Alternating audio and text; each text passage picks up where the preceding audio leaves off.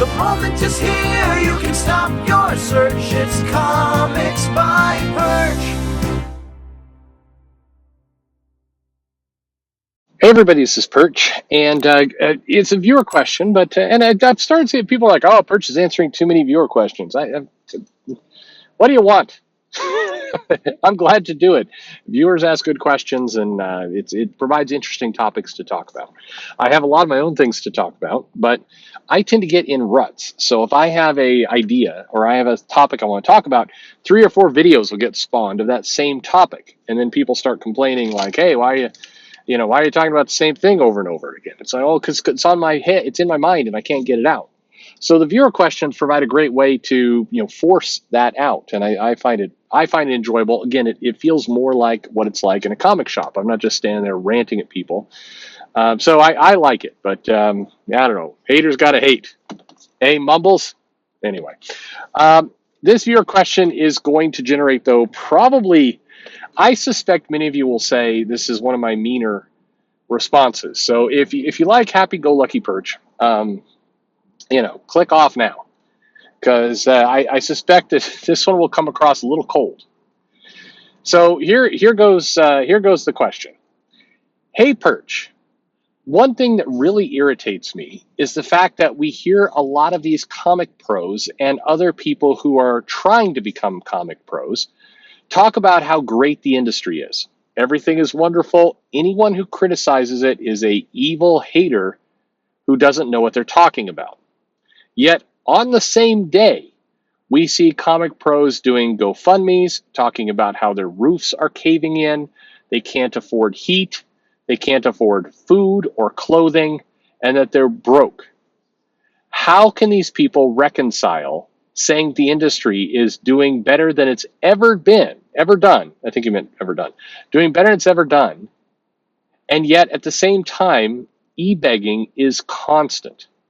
What gives here? All right. A couple of you have messaged me similar things, as saying, and usually it's, and you've seen these statements go out of like, oh, so the industry's doing so great, huh? Well, what about this person over here who's doing GoFundMe number 4? How do those two things go together?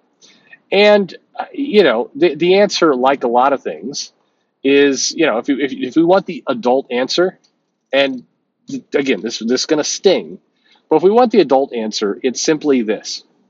The industry is doing quite well for a few people. There's some people that are making some decent amount of money at it in all different forms, in all different places. But not everyone is making a lot of money off of it. And the reality is this. The people that you see e-begging and their life is a mess and they can't afford heat and things like that, regardless of if the industry was doing great or doing terrible, those people would probably be doing terrible. Why? They're just not very good. And a great industry won't cover up somebody who is just not that talented or just doesn't have appeal. Sorry.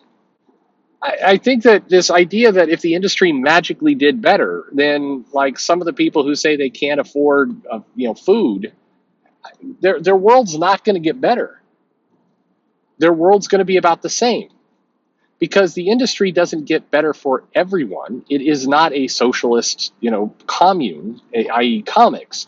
You still have to bring something to the table, be it talent, an interesting story, interesting art, something that basically gets people to say, wow, I'm ready for this. It's exciting.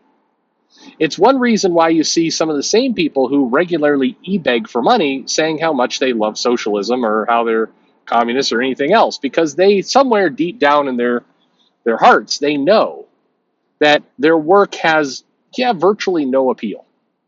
And that if suddenly everything got great in the comic industry, their life would still pretty much suck because they just don't have what it takes to do really well, regardless of the industry.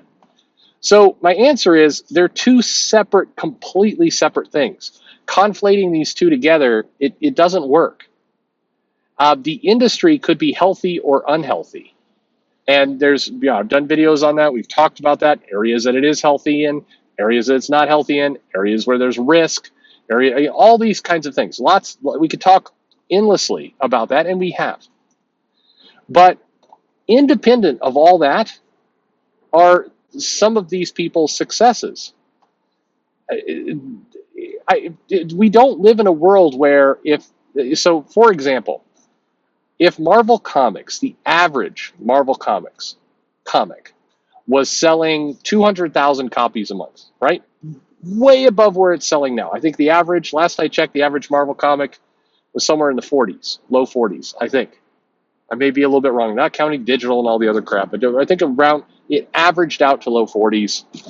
I was doing this year by year, and you could see this trend downward in some cases. And to be fair, some of the businesses shifted over to graphic novels, some of the businesses shifted over to digital, some of the businesses shifted other places. So it's not, there's always nuance to all of these arguments. But let's say that Marvel Comics went from, let's say it was 40,000, keep it even. If Marvel Comics went from 40,000 average copies sold across their line to 200,000, or let's go even further, 400,000, right? A 10x improvement in their line. The people who are broke now would be broke then.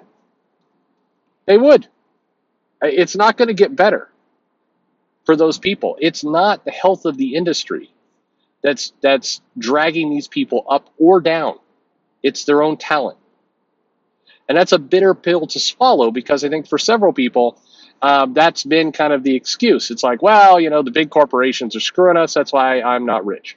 Well, it's because of a number of excuses: white supremacy, hate women, hate gay people. The corporate advertisers are going to Tucker Carlson and not comic books. Whatever you want to classify it as. But the person who is, dirt ass broke, who is constantly struggling, who regularly has I don't want to say gall, but the poor personal judgment to post on Twitter that they can't afford food, or they have they're freezing to death because they don't have enough money for heat. Who exhibit their weaknesses in that way because it's, fun to do it on social media, those people are still going to be broke. It's not going to change.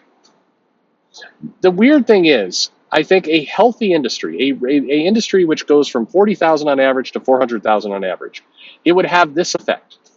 The people who are doing really well in comics right now, the people who are making good money, would make even more money. They would go from a net income of 200,000 a year to $1 million a year. It'd be great. Those people would do amazing. The top level would do wonderfully. The middle level would get marginally better. The people who are, succeeding, who are, they're happy, they're cashing in. Let's say they cleared 75,000 in comics. They're feeling pretty good. They did better than average. 50 to 75, they're doing great. Those people, their salaries might double. They might go from 50 to 100, quite possible. Or maybe their salaries didn't increase that much, but their feeling of job security increased a lot. That's possible. The people at the bottom tier, those people are still going to be at the bottom tier. Nothing will change. The only thing that might benefit them from such a moment in the comic industry is that more people will be able to afford their GoFundMes. And so they might be able to e-beg a little bit more successfully. But otherwise, they're going to be right where they are. Because the people who, I know lots of people who write exclusively for indies or draw for indies, and they're making very little money. They're working for companies that are paying them $15 a page, or, just cheap, very cheap rates.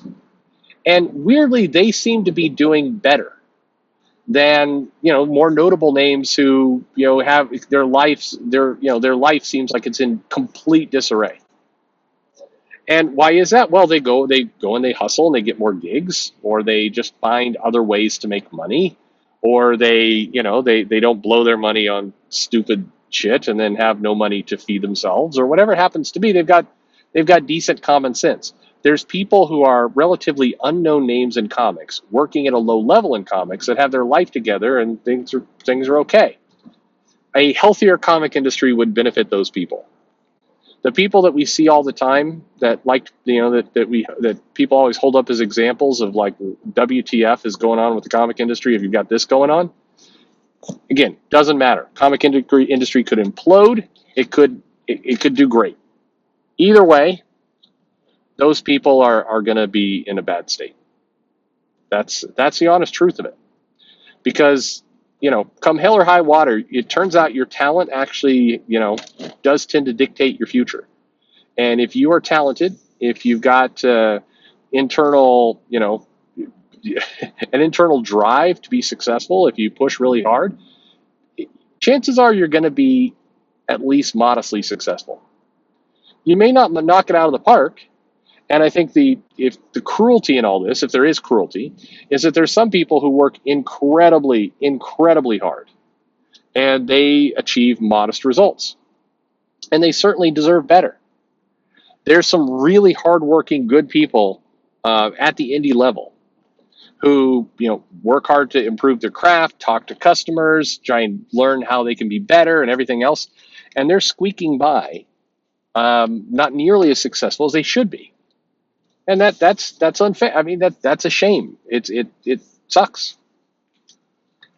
But conversely, and by the way, in that same vein, there's some people who are making tons of money who got there because through networking, or they got a amazing moment, out of nowhere, and great news for them, right? Just great luck. And they didn't earn it, they didn't deserve it, but they got it anyway. The people at the very bottom level, with some exceptions, there's definitely some people who got screwed over. They did some work for the big two. The big two, stole their idea or their money or whatever. There are some tragedies out there, but very few. By and large, the people who are continuously stuck at the bottom level are there for a reason, and the reason is not if the comic industry is successful or not. So nothing in this video, by the way, is saying the comic industry is healthy or unhealthy. Again, like I've talked about before, I think there's, arguments for both. I think the comic industry is very healthy for some people and not healthy for others, and that's true. And I think there's a lot of warning signs for where things could go. But I see a lot of people compare the e-begging people to an indication the industry is not healthy, and I think that they're two separate tasks, two separate things, and I think pulling them together, and there you have it. Anyway. Let me know your thoughts. Thanks for listening.